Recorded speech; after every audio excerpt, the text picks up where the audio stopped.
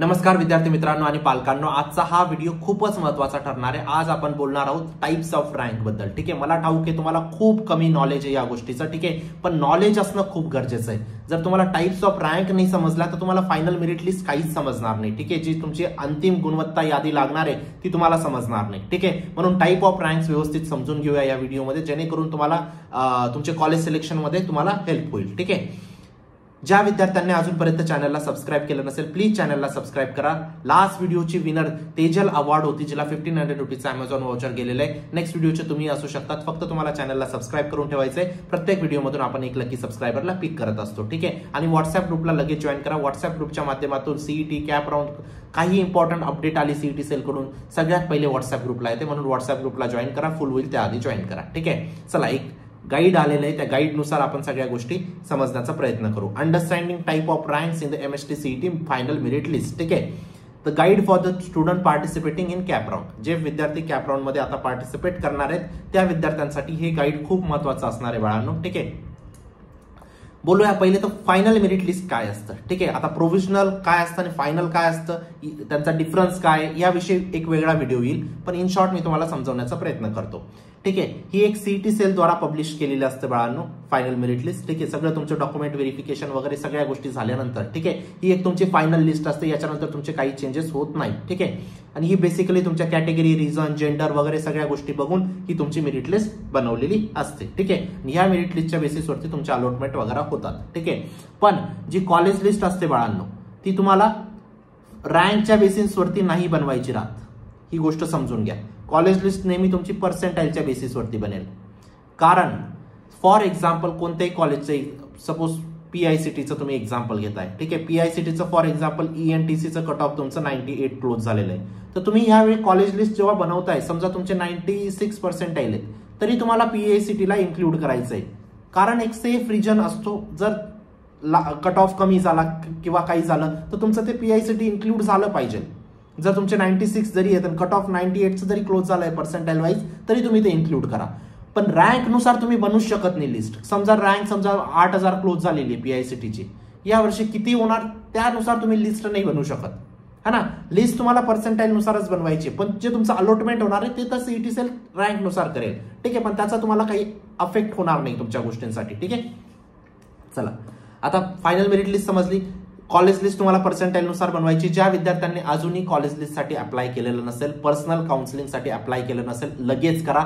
60 ते 70 विद्यार्थ्यांची जागा फक्त खाली आहे, लवकर एनरोल करा, लिंक डिस्क्रिप्शन बॉक्समध्ये टाकलेली आहे। ठीक आहे, पर्सनल काउन्सिलर तुम्हाला असाइन होतो बाळांनो। ठीक आहे, लास्ट इयर असे खूप सारे विद्यार्थी होते जे खूप कमी पर्सेंटाईल होते तरी ते आज महाराष्ट्राच्या चांगल्या कॉलेजेसमध्ये शिकताय।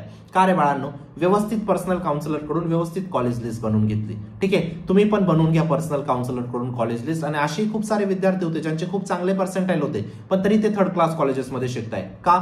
मनमर्जीने कॉलेज लिस्ट बनवली, मुंबईचे काही टाकून दिले, पुण्याचे काही टाकून दिले, नागपूरचे काही टाकून दिले, एकही कॉलेज लागलं नाही। ती गोष्ट तुमच्यासोबत नको व्हायला। ठीक आहे, जर तुम्हाला 340 कॉलेजेसचे नॉलेज आहे महाराष्ट्राच्या पूर्ण, तुम्ही स्वतः पण बनवू शकता। जर नाहीये तर पर्सनल काउन्सिलर कडून व्यवस्थित बनवून घ्या बाळांनो। ठीक आहे, पर्सनल काउन्सिलर तुम्हाला तुमच्या सगळ्या डिटेल विचारेल, कॅटेगरी, पर्सेंटाईल, कोणत्या सिटीमध्ये जायचं, कोणत्या ब्रांचमध्ये जायचं, त्यानुसार तुमचे प्रत्येक कॉलेजमध्ये चेक करून तुमची लिस्ट बनेल आणि तीच यादी तुम्हाला सीईटी सेलला द्यायची, जेणेकरून सीईटी सेल तुम्हाला चांगलं कॉलेज अलॉट करू शकते। ठीक आहे, चांगले पर्सेंटाईल, वाईट पर्सेंटाईल फक्त 50% काम आहे बाळांनो, 50% काम अजूनही बाकी आहे, ज्याला व्यवस्थित करा। ठीक आहे, 100% चांगलं कॉलेज लागू शकतं तुम्हाला। ठीक आहे, पर्सनल काउन्सिलिंगचे सगळे फीचर्स तुम्ही इथं वाचू शकता। ठीक आहे, पॉज करून आतापासून तर जोपर्यंत तुमचं ऍडमिशन होत नाही तोपर्यंत तुमच्या सोबत असतो बाळांनो। एक पर्सनल काउन्सिलर तुम्हाला नेमलेला असतो, तो नेहमी तुमच्या सोबत असतो। कधी काही डाऊट आला त्यांना कॉल करा, मेसेज करा, ते तुम्हाला चांगल्या कॉलेजपर्यंत पोहोचवण्यासाठी पूर्ण हेल्प करतात। तुम्हाला पर्सनलाइज कॉलेज लिस्ट वगैरे पण तेच बनवतात। ठीक आहे, जर तुमचे चांगले पर्सेंटाईल आहे तर तुम्ही कॉलेजेस टार्गेट करू शकतात बाळांनो, महाराष्ट्राचे टॉप कॉलेजेस आहेत। ठीक आहे, तुमच्या आयुष्याचा प्रश्न आहे, इथं चूक नका करू। इथं एक चूक तुम्हाला खूप महाग पडू शकते बाळांनो। आज हे 4 वर्ष तर तुम्हाला वाटेलच की मी चुकीच्या कॉलेजमध्ये येऊन गेलो, पण 4 वर्षानंतर जेव्हा तुमची प्लेसमेंट होईल तेव्हा तुम्हाला वाटेल की जर मी त्यावेळी चांगलं कॉलेज सिलेक्शन केलं असतं तर ह्या प्रसंगी मी चांगल्या ठिकाणी राहिलो असतो। तो रिग्रेट तेव्हा नका करू। आपल्या आई वडिलांचा पैसा वाचवा, व्यवस्थित कॉलेज लिस्ट बनवा, पर्सनल काउन्सिलरचा सल्ला घ्या, त्यानुसार लिस्ट बनवा। ठीक आहे, तुम्ही नक्कीच एनरोल करू शकता, लिंक डिस्क्रिप्शन बॉक्समध्ये टाकलेली आहे। ठीक आहे, चला आता रँक बद्दल जाणून घ्या। पहिली जी रँक असते बाळांनो ते जनरल मेरिट नंबर असतो तुमचा, ही बेसिकली स्टेट लेवल रँक असते तुमची। काय असते? State level rank. आता ही रँक कशी डिसाईड होते बाळांनो, तुमची कॅटेगरी काय डझंट मॅटर. ठीक आहे, समजा एक पोरगा आहे ओपनचा, एक आहे ओबीसीचा. व्यवस्थित समजून घ्या, थोडा समजण्याचा प्रयत्न करा. ठीक आहे, समजेल गोष्ट, समजण्याचा प्रयत्न करा. ओपनचा एक स्टुडंट आहे, ओबीसीचा एक स्टुडंट आहे. आता याची कॅटेगरी न बघता याची रँक किती आहे पूर्ण महाराष्ट्रात. समजा 100,000 विद्यार्थ्यांनी पूर्ण, फॉर एक्झाम्पल 1,00,000 विद्यार्थ्यांनी टोटल एक्झाम दिलेली आहे MSTCETची. 1,00,000 मध्ये याची रँक किती, याची रँक किती आहे, न कॅटेगरी बघता, न काही बघता, ही जी रँक असेल त्याला म्हणतात आपण स्टेट रँक किंवा जनरल मेरिट नंबर. गोष्ट समजते. स्टेट लेवल रँक असते among all candidates. Doesn't matter कोणत्या कॅटेगरीचा आहे, PWD आहे का काय, डझंट मॅटर. ही जी रँक असते ही टोटली स्टेट लेवल रँक असते बाळांनो. ठीक आहे, चला आता दुसरी जी रँक असते, आता कोणत्या रँकनुसार ऍडमिशन होतं सगळ्या गोष्टींबद्दल बोलूया आपण. फक्त थोडं थोडं समजत जा, मी काय सांगण्याचा एक बिल्डिंग बनवण्याचा प्रयत्न करतोय मी तुमची. ठीक आहे, कॅटेगरी मेरिट नंबर. आता ही रँक फक्त कॅटेगरीच्या विद्यार्थ्यांची येते, जसं की SCच्या, STच्या, NTच्या, SCBCच्या, ठीक आहे, OBCच्या, सगळ्या या कॅटेगरीमध्ये जे विद्यार्थी येतात ना रिझर्व्ह कॅटेगरीमध्ये, त्यांची ही रँक असते. आता बघा, आता समजा स्टेट रँक फॉर एक्झाम्पल, आता तुम्हाला समजेल. आता समजा विद्यार्थ्याची स्टेट रँक 82,000 आली होती, 82,000 82,000 आली होती, बरोबर. त्याच जागेवर त्याची ओबीसी रँक, फॉर एक्झाम्पल ओबीसीचा कॅन्डिडेट आहे, त्याची ओबीसी रँक किती येईल माहिती आहे, अराउंड 40,000च्या आसपास येईल. का रे बाळांनो 40,000 का आली, कारण ओबीसी मध्ये त्याची रँक 40,000 आहे आणि पूर्ण महाराष्ट्रात जर कम्पेअर केलं त्याची रँक 82,000 आहे. गोष्ट समजते, सोपं आहे, समजताय ना गोष्ट. त्याच जागेवर SC ST ची अजून कमी रँक येऊन लागेल, अराउंड तुम्ही कन्सिडर करा 20,000च्या आत येऊन लागतील ते महाराष्ट्रात. का रे बाळांनो, कारण ते SC ST वाले आहेत. आता ओपनची रँक त्यांची तर 82,000 आहे, पण त्यांची SC ची रँक त्यांची 20,000 आहे. तर याला म्हणतात तुम्ही कॅटेगरी मेरिट नंबर और कॅटेगरी रँक. समजते गोष्ट.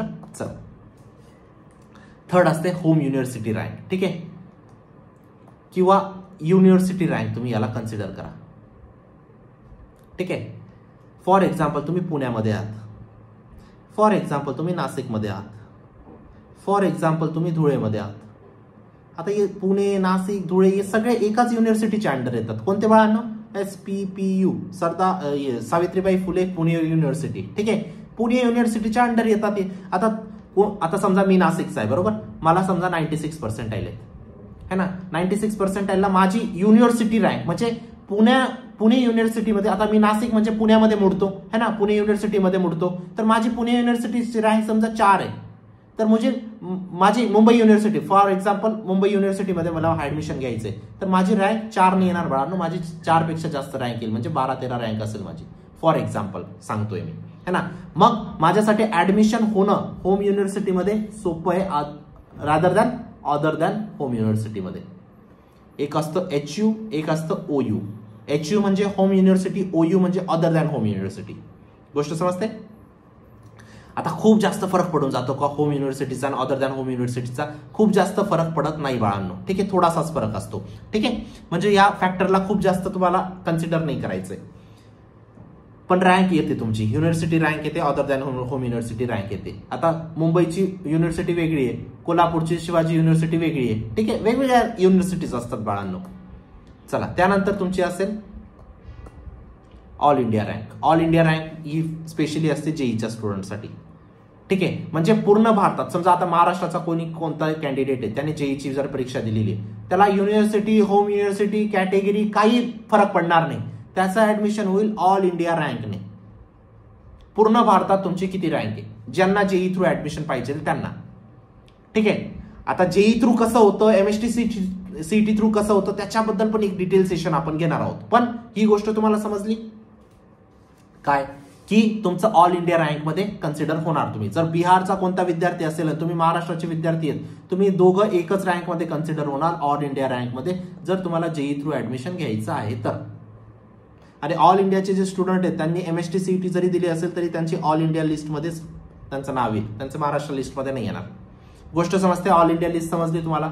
त्यानंतर मायनॉरिटीसाठी वेगळी लिस्ट येते, पीडब्ल्यूडी साठी वेगळी तुमची रँक निघेल, ठीक आहे. त्यानंतर तुमची DFWS साठी वेगळी रँक निघेल, EWS ची वेगळी रँक निघेल, ठीक आहे. आता भरपूर विद्यार्थ्यांना वाटतं की सर मी TFWS ला येस मार्क केलेलं आहे, पण ओबीसीला पण मी ओबीसी कॅन्डिडेट आहे, का मार्क केलं तू TFWS ला? ठीक आहे, तुम्ही नंतर चेंज करू शकता. जेव्हा कॉलेज टाकतात ना, कॉलेजच्या समोर तुम्ही ओबीसी आणि TFWS 2 टॅब असतात. तुम्हाला ज्याच्याने अप्लाय करायचं त्याच्याने अप्लाय करू शकतात. पण भाऊ ओबीसी वाला जर तू आहे, तुला ऑलरेडी 50% फीज मध्ये कन्सेशन भेटतंय. ज्या कॉलेजचं TFWS कट ऑफ 96% जाईल ना, ओबीसीचं तिथं 80% जातं. 80% ला तुला खूप चांगलं कॉलेज भेटणार आहे as compare to TFWS seat. फक्त TFWS ला येस मार्क नका करू. हा कोणासाठी बेनिफिशियल असतं? ओपनवाल्यांसाठी, कारण ओपनवाल्यांची फीज जास्त असते, त्यांची फीज कमी होऊन जाते. आणि TFWS आणि ओपनचं कट ऑफ मध्ये खूप जास्त डिफरन्स नाही पडत. हा ना, TFWS हायर साईडच असतं.